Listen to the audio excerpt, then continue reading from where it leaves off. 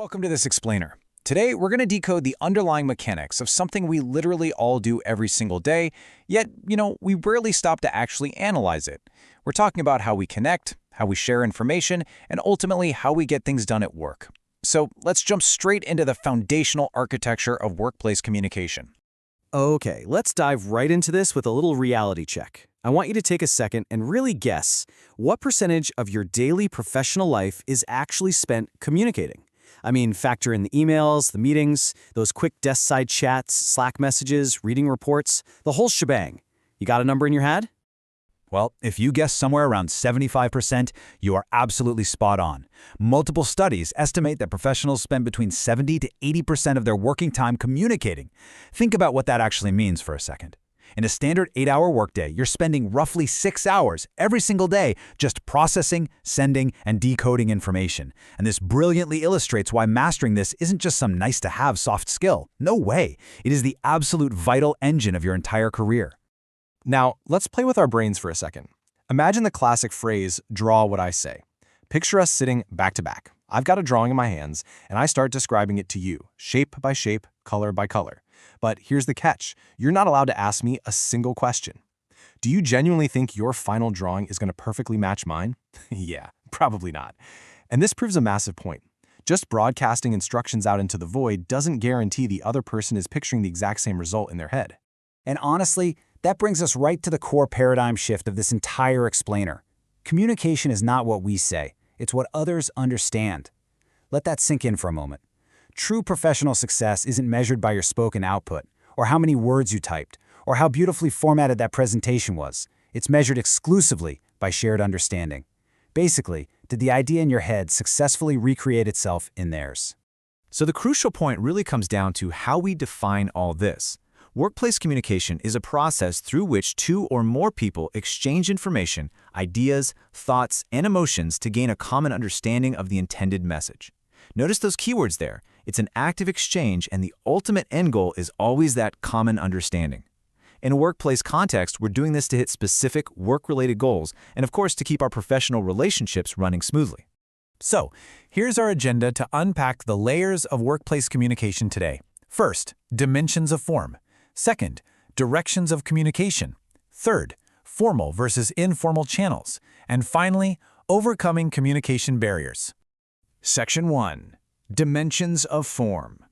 Think of each of these four forms as a double-edged sword. With verbal communication, like say a quick phone call, the massive advantage is getting immediate feedback and building a relationship. But the disadvantage? There's no permanent record. If they forget what you said, it's gone. Then look at written communication, like emails or reports. This gives you that permanent accountable record, which is fantastic for complex info. But the trade-off? It can be agonizingly slow. Feedback is delayed, and without tone of voice to guide us, people misinterpret emails literally all the time. We also have visuals, which simplify data beautifully, but can totally mislead if they're designed poorly. And nonverbal communication, which conveys deep emotion, but, varies wildly across different cultures. Mastering communication really means consciously choosing the right form for the right message. Section 2. Directions of communication. Now, communication moves in 4 specific directions in a business, and each has its own distinct trade-offs. Downward communication, like a CEO announcing a new policy, is fantastic for providing top-level clarity, but unfortunately, it can kind of discourage lower-level employees from speaking up. Upward communication is the exact reverse, employees giving feedback to management. It's great for engagement, but realistically, middle managers often filter out the bad news before it ever reaches the top.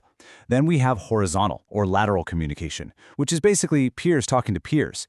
It's the ultimate problem-solving tool, but it can accidentally create these tribal silos between departments. And finally, diagonal communication. Imagine someone from marketing talking directly to the VP of engineering. It's incredibly fast and promotes massive innovation for sure, but the risk is that it completely bypasses formal reporting lines and can create some serious organizational confusion. Section 3. Formal versus informal channels. On one side of the ring, we have formal communication. These are your official policies, documented meetings, and rigid reporting structures. The beauty here is absolute accountability and consistency. But let's be real, it can be incredibly slow and highly bureaucratic. On the other side, we've got informal communication. This is literally the lifeblood of company culture. It's the break room chats, the quick texts, the casual networking. It operates at lightning speed and builds immense trust and teamwork. However, the unique danger here is the rumor mill, misinformation, and absolutely zero paper trail if things happen to go south. The absolute smartest professionals out there don't just pick one, they actively balance both to get things done effectively. Section 4. Overcoming communication barriers. So, what do we do? How do we fix it when our message just isn't landing? Well, you have to play by the rules of the game. Overcoming a barrier requires actively managing both the environment and the people in it.